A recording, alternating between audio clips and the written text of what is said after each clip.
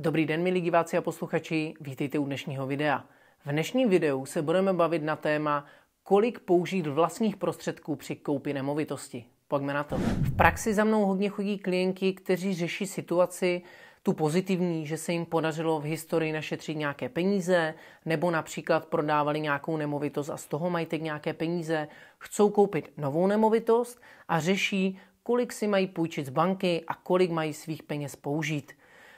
Tady samozřejmě většinou klienti přichází s jejich jasnou myšlenkou v hlavě, že to je ta jediná a nejlepší a to je myšlenka, hele, já chci použít všechny své naspořené peníze a ideálně mít co nejmenší hypotéku, takže co nejméně měsíčně splácet, to si myslíme, že je nejkonzervativnější. To je samozřejmě jejich pohled.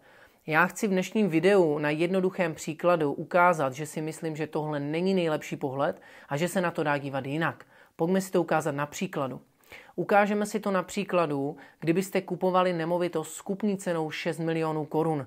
Bavíme se, že třeba tady u nás v Olomouci to může být nějaké hezké nové 2KK, nebo to může být starší třeba 3.1 byt.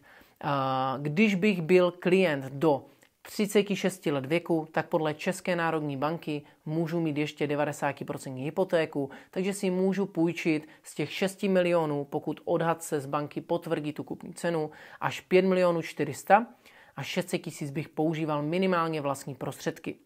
Pokud jsem klient nad 36 let věku, už můžu mít maximálně 80% hypotéku, což v tomhle případě znamená, že si půjču nějakých 4 miliony 800 v maximu a 1 200 000 minimálně používám vlastní prostředky. Nebavíme se tady o situaci, že máte možnost do zástavy jinou nemovitost a můžete tím pádem financovat 100% kupní ceny. Bavíme se o situaci, že ty peníze máte a chcete je použít, jenom řešíte kolik.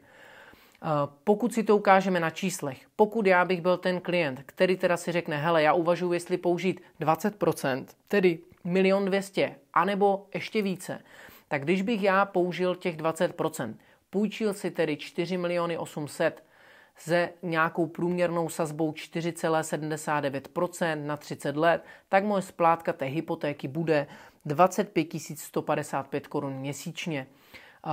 Z tohohle si můžete jednoduše vypočítat, kolik vás vlastně stojí 1 milion na 30 let s takovou sazbou a to je nějakých 5 240 korun měsíčně. Když si to tedy ukážeme na příkladu, což někdy takhle klienti to hodnotí, že si říkají, tak já přemýšlím, pane Flasare, jestli použít o těch 200 tisíc víc, že bych použil 1,4, o to si půjčil méně nebo ne, co je lepší, tak samozřejmě jednoduše si zase dokážete spočítat, když víte, kolik vás stojí milion, kolik stojí 200 tisíc korun. A 200 tisíc korun vás bude za stejných podmínek stát 1048 korun měsíčně. Takže já se tady bavím o tom, jestli se vzdám veškerých svých peněz, nebudu mít žádnou rezervu, když to vezmu do extrému, což takhle ti klienti někdy uvažují, a budu splácet o 1048 korun měsíčně méně. A nebo raději si těch 200 tisíc korun nechám a budu teda o 1048 korun platit měsíčně více. Za mě varianta 2 určitě lepší. I v situaci, kdyby s těmi penězi nic nedělal, protože prostě je potřeba mít rezervu, můžu přijít o práci, rozbít se mi auto, cokoliv. Takže za mě určitě bych uvažoval takto.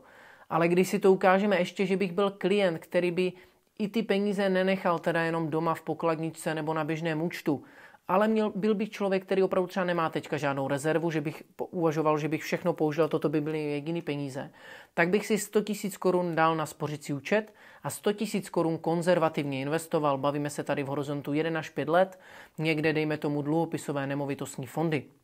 Když bych dal 100 000 korun na spořící účet, tam měl průměrný výnos 2,5% v hrubém, takže musím počítat ještě 15% zdanění, tak mi měsíčně ze 100 000 korun bude chodit někde 177 korun měsíčně úrok.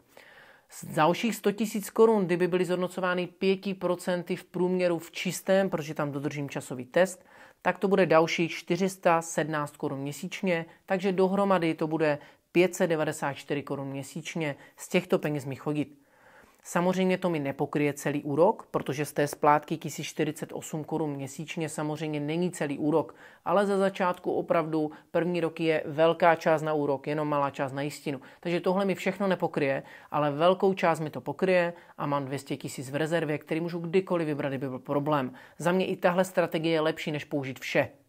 Ještě lepší varianta by byla, kdybyste nějakou rezervu měli a těch 200 tisíc byste dokázali opravdu investovat. dlouhodobě 5 let plus. Takže byste si vybrali třeba akciové ETF. A kdybychom tady vycházeli někde z historického výnosu, což samozřejmě mi negarantuje budoucnost, tak kdybych tady bral průměrný výnos 10% v čistém, tak těch 200 000 korun mi bude měsíčně vydělávat 1667 korun zaokrouhleně měsíčně, což mi pokryje celou tu splátku úroků. I tady vidíte, že i s jistinou a všechno ještě mi to vydělá navíc, protože logicky dokážu vydělávat se svýma penězma více. Půjčuju si za 4,79, vydělávám 10, logicky dává smysl. Jo? Samozřejmě toto už je taková hra pro ty, kteří umí investovat, nebo na to mají člověka, který jim s tím dokáže pomoci, má nějakou rezervu a téhle situace se nebojí. Pořád totiž ty ETF jsou likvidní, můžu to kdykoliv vybrat a vím, že prostě když bych se dostal do situace problému, vybírám, umořuju úvěr. Jo, takže samozřejmě za mě, já jsem taky konzervativní člověk, ale zároveň uvažuji i logicky, matematicky a za mě, pokud jste lidé, kteří dokážou se svými penězi lépe pracovat než z banky, tak je to naprosto jasné, radši si půjčím více cizích peněz, budu s nimi pracovat. Dokud jsem ekonomicky aktivní, budu peníze množit, když už se mi to nebude líbit nebo bude jakýkoliv problém, vezmu ty peníze, umořím úvěr, ale ideálně do té doby mi ty peníze narostly tak, že jsem dokázal splatit potom toho úvěru víc, než když bych to udělal na začátku, že je použiju. To je za mě ta nejlepší varianta. Pokud jste ti, kteří nechtějí nějak moc investovat, chcete prostě ty peníze mít hodně konzervativně, taky je to cesta. Určitě je lepší nepoužívat všechno, nějaké peníze si nechat. Samozřejmě v dnešním příkladu jsme počítali úrok 4,79, což je nějaká aktuální průměrná sazba. Ale samozřejmě můžeme počítat s tím, že v budoucnu mi budou úroky klesat, takže nějaká dlouhodobá úroková sazba v průměru můžeme počítat zhruba 3,5%. Takže samozřejmě proto ještě tohle mluví pro použít vlastně méně vlastních prostředků, půjčit si více, protože v budoucnu ta úroková sazba bude samozřejmě zajímavější. Ale i s touhle sazbou, i kdyby byla stejná, což nebude, tak to dává smysl.